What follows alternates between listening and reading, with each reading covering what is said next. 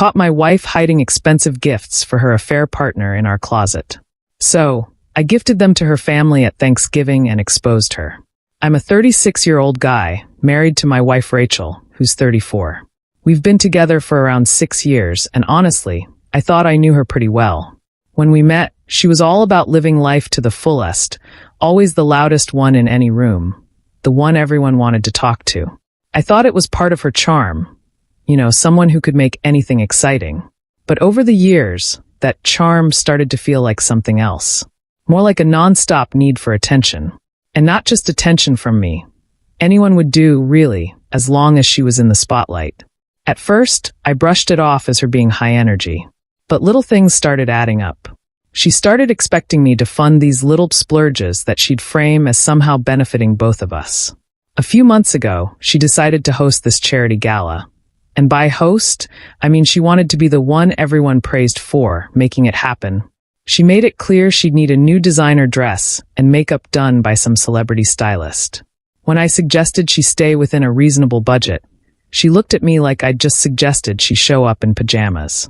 "Come on," she said. "You wouldn't want me looking cheap, would you? This is for both of us." I ended up covering it, like I always did. And as usual, she took all the credit. People praised her for how generous and stylish she was.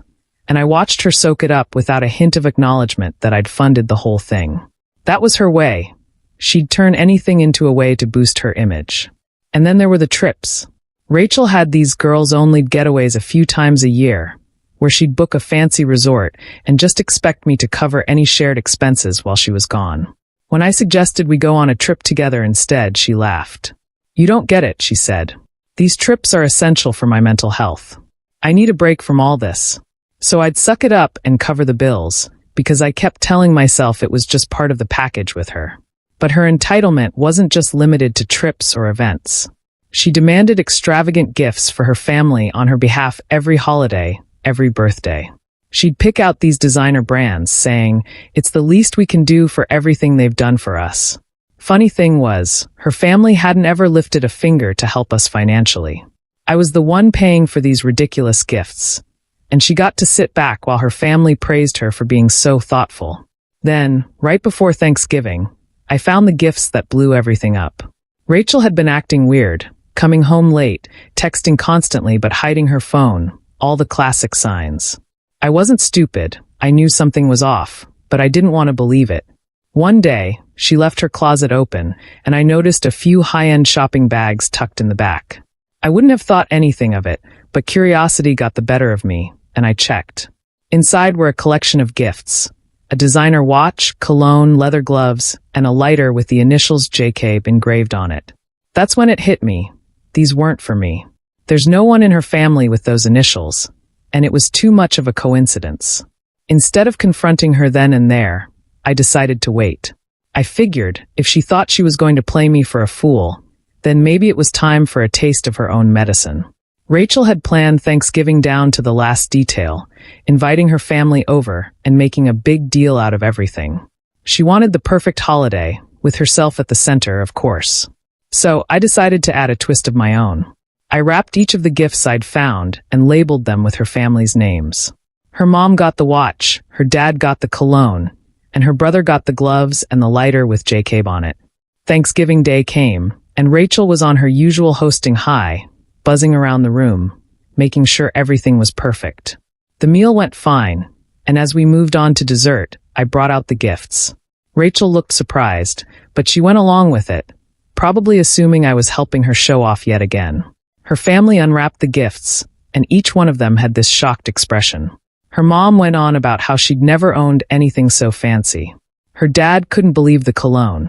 He kept saying it was way too expensive, but he was thrilled. Then her brother opened his gift. He turned the lighter over and looked at the engraving, puzzled. "Who's JK?" he asked, laughing a bit. "New nickname." Rachel's face went white.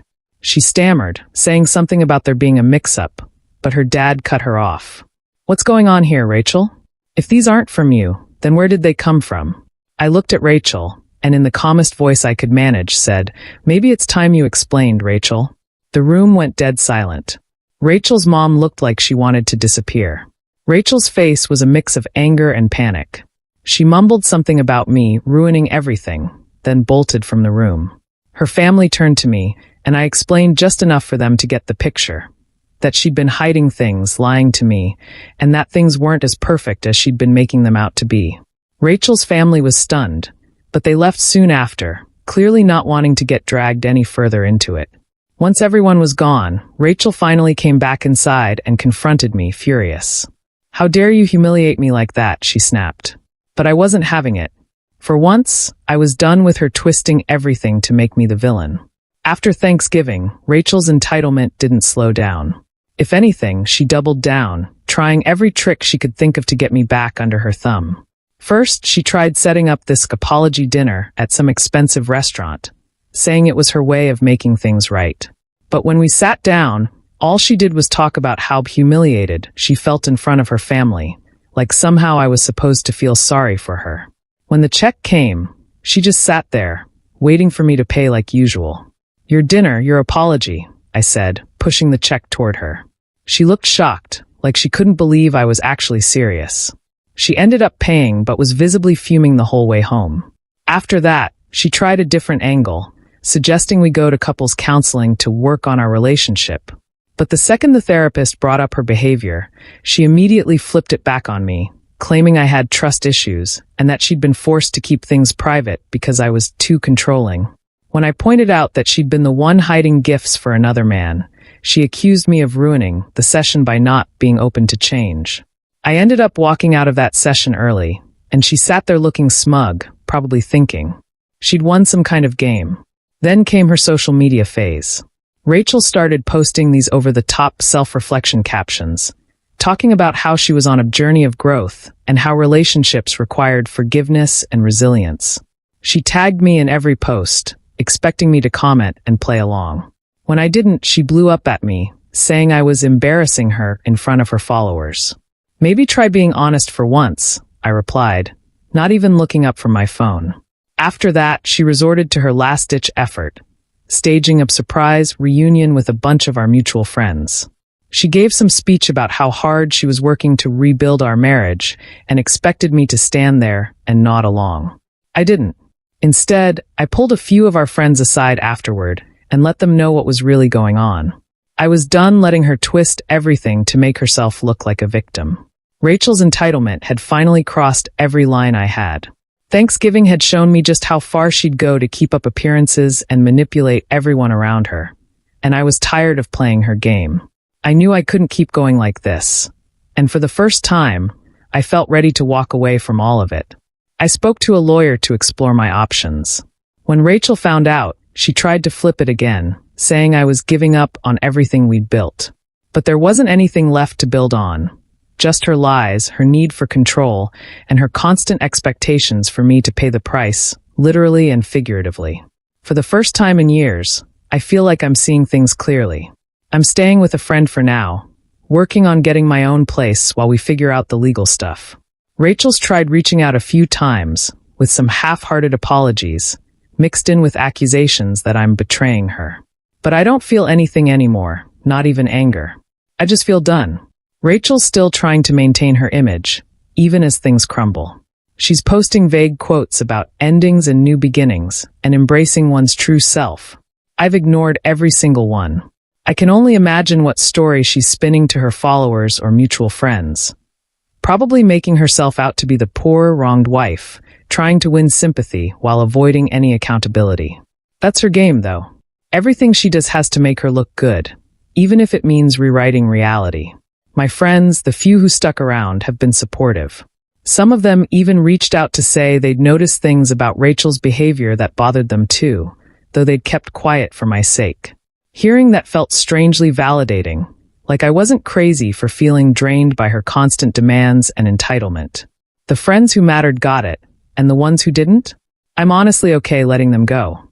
As for her family, they were shocked after Thanksgiving but surprisingly supportive. Her mom reached out to apologize on behalf of the family, saying they hadn't realized the extent of Rachel's behavior. I'm not sure if they're actually on my side or if they're just embarrassed about the spectacle, but it doesn't really matter. I have no obligation to them anymore, and I think they know it. Looking back, I see just how much I bent over backward for someone who couldn't meet me halfway. Every time she felt like something didn't fit her image or her desires, she twisted it until she got what she wanted. Whether it was lavish trips, fake apologies, or staged gifts for her family, it was always about her. I was just the guy financing her show. Thanksgiving was the final act, the moment when I saw her entitlement for what it really was, not just a personality flaw, but a complete lack of respect for me, for our relationship, and for anyone who got in the way of her little kingdom. For the first time, I'm setting boundaries for myself. I won't be the guy who gets stepped on for someone else's ego. I'm done playing her games, done financing her lifestyle, and done pretending things are okay when they're not. Moving forward, I'm ready to start a life where I don't have to second-guess everything or live with someone who expects everything but gives nothing in return. It's a fresh start, and honestly, it's the best decision I've made in a long time. Thanks for reading. If anyone's going through something similar, just know that you deserve to be with someone who actually respects you, not just what you can give them.